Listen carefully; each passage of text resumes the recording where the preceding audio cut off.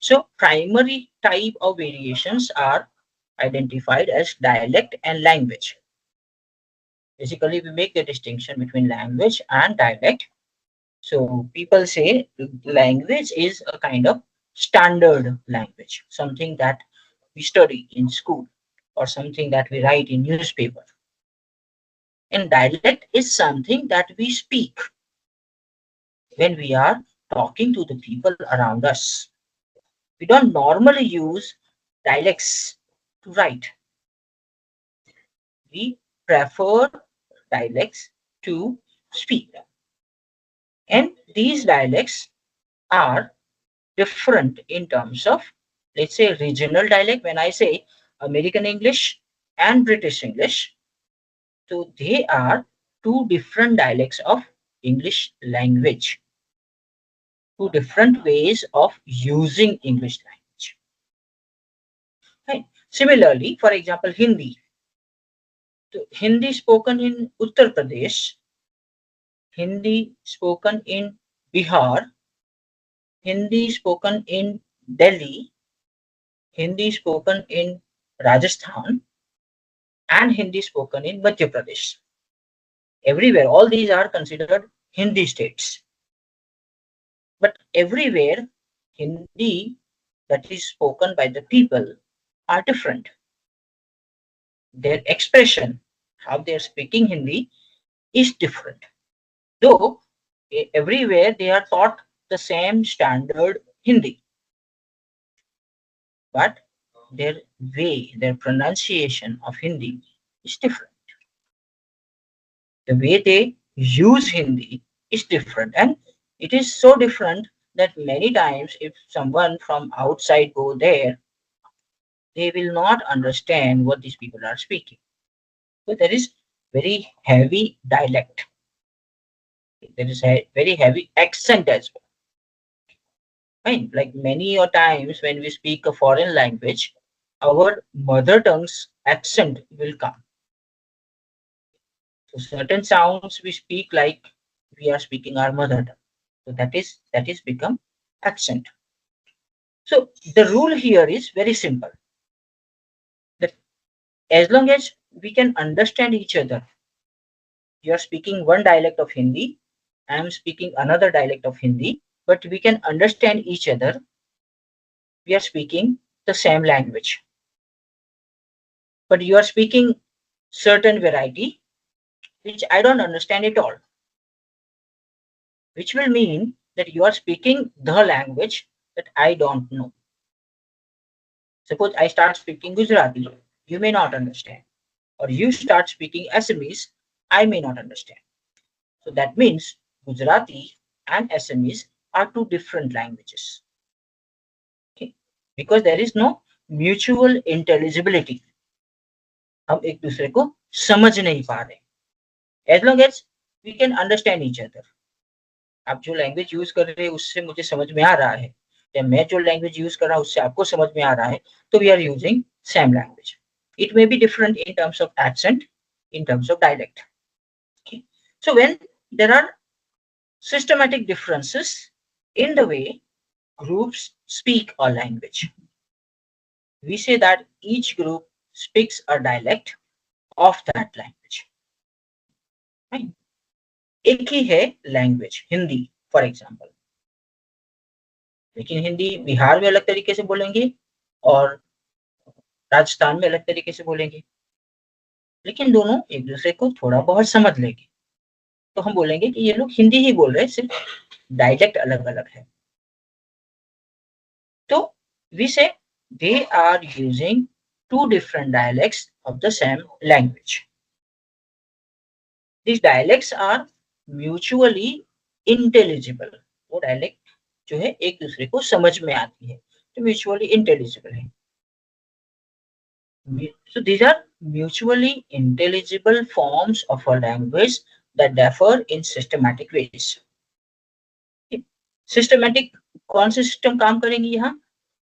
The system is primarily about the system of pronunciation, कौन सा sound हम use कर रहे हैं, the system of lexicon, कौन से words हम use कर रहे हैं, and system of sentence structure, grammar का स्ट्रक्चर क्या याद रख रहे हैं, क्या फॉलो कर रहे हैं।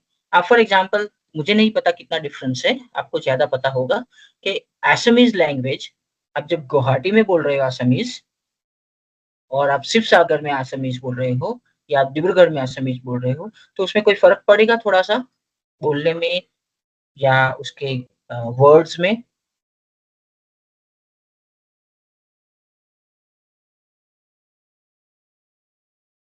तो वो जो फर्क दिख रहा है, पड़ रहा है, वो कौन से लेवल का होगा? मतलब साउंड के लेवल पे प्रोनाउंसिएशन अलग होगा, या वर्ड अलग यूज करेंगे, या सेंटेंस स्ट्रक्चर अलग होगा?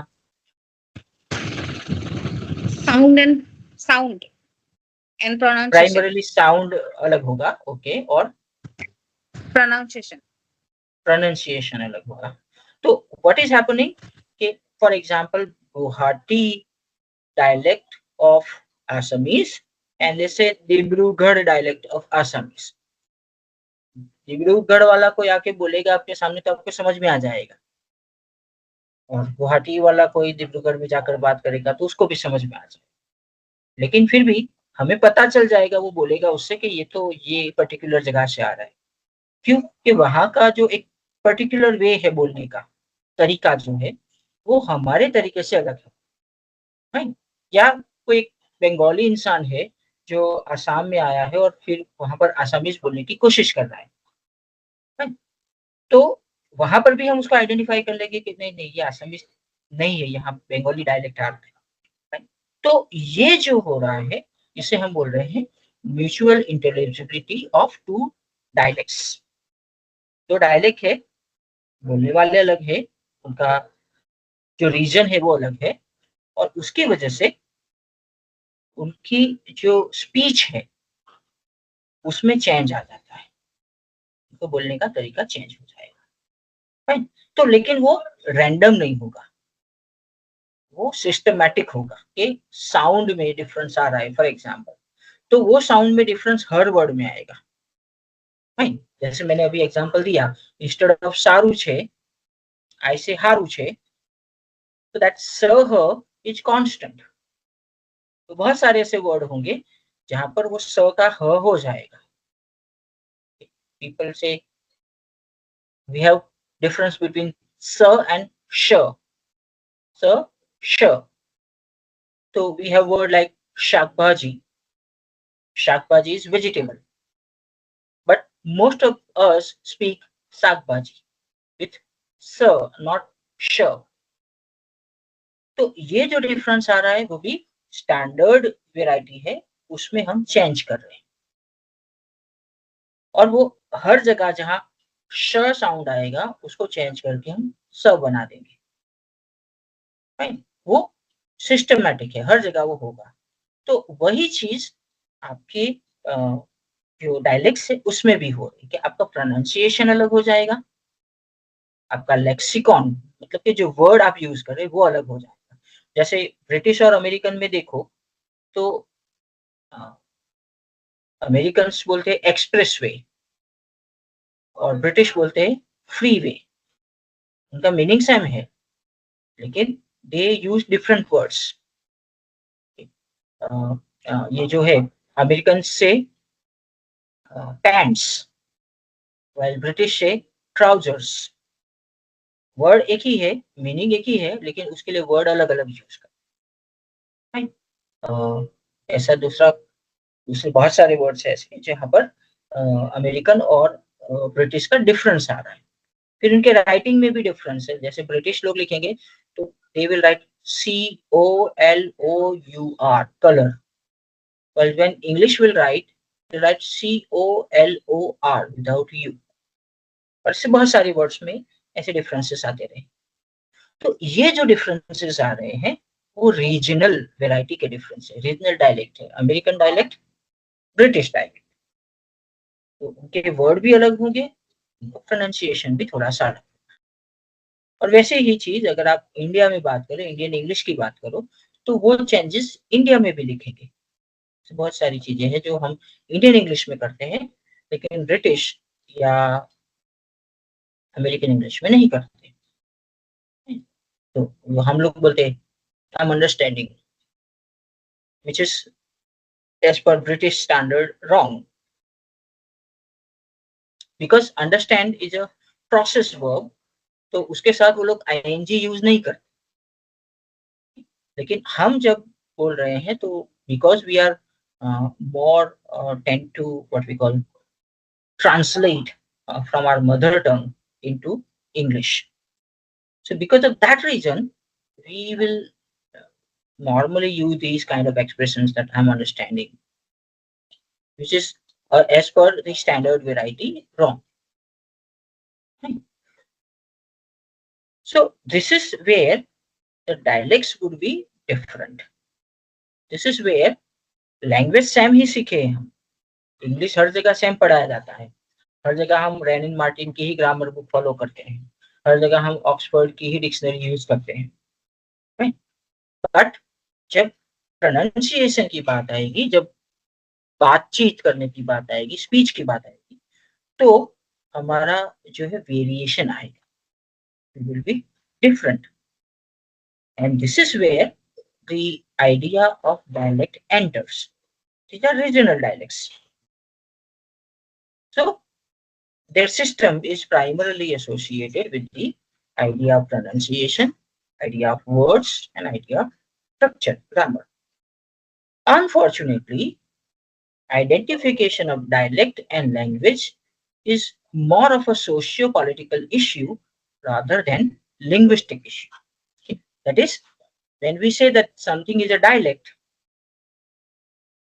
and something is a language, it has very little to do with the structure of language.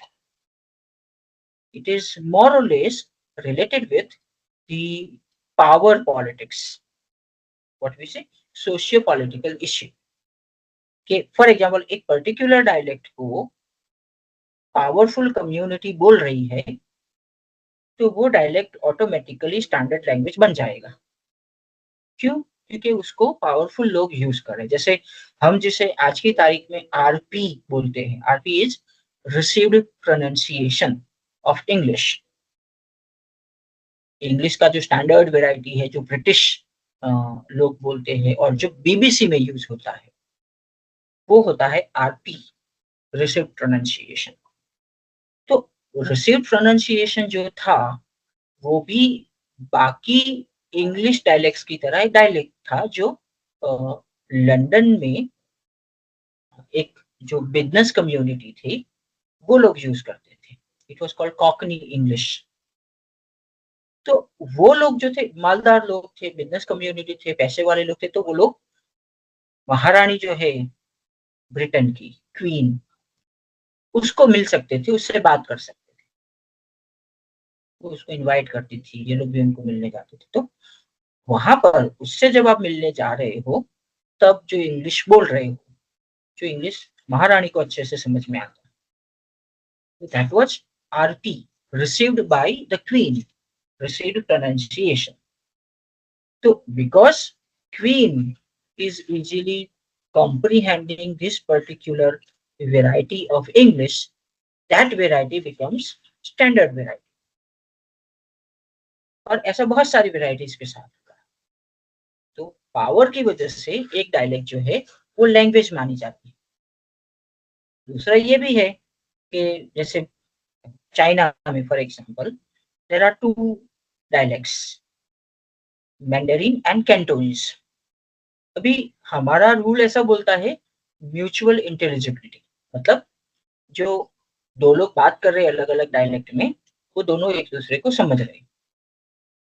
तो चाइनीज गवर्नमेंट बोल रही है कि Mandarin and Cantonese are two dialects of one Chinese language.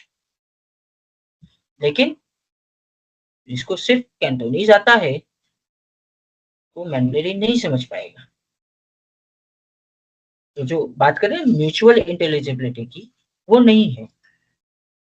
लेकिन फिर भी उसको, बिकॉज गवर्नमेंट बोल रही है कि ये दोनों डायलेक्ट है एक ही लैंग्वेज की, लोगों को मानना है कि ये दो डायलेक्ट है.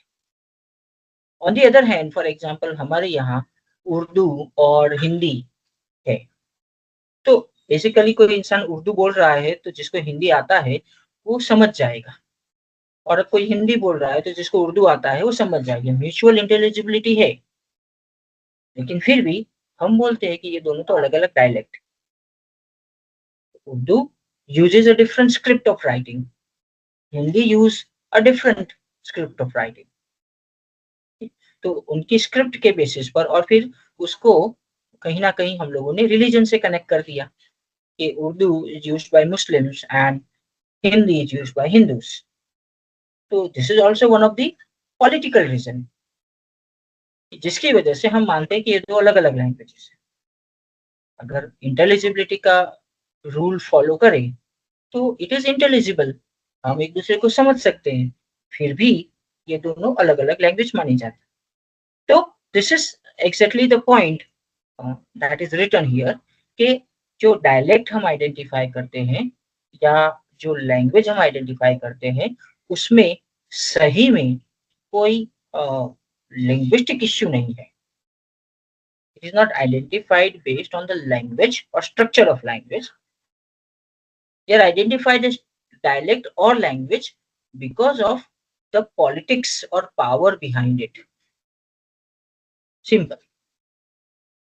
तो पावरफुल लोग एक पर्टिकुलर डायलेक्ट यूज कर रहे हैं तो देर आर चांसेस कि वो डायलेक्ट ऑटोमेटिकली लैंग्वेज बन सकती है, right?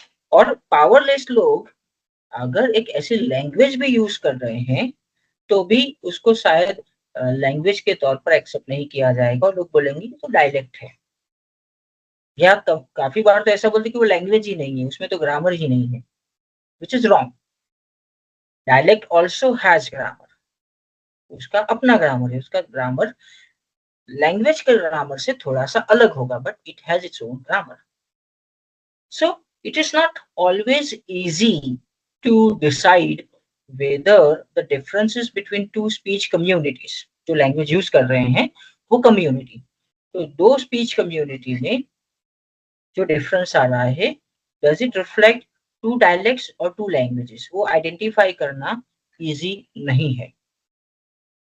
Sometimes this rule of thumb definition is used, ये जो डेफिनेशन होता है, when dialects become mutually unintelligible, दो डायलेक्ट यूज हो रही है लेकिन वो एक दूसरे को समझ में नहीं आती है, that is when the speakers of one dialect group can no longer understand the speakers of another dialect group.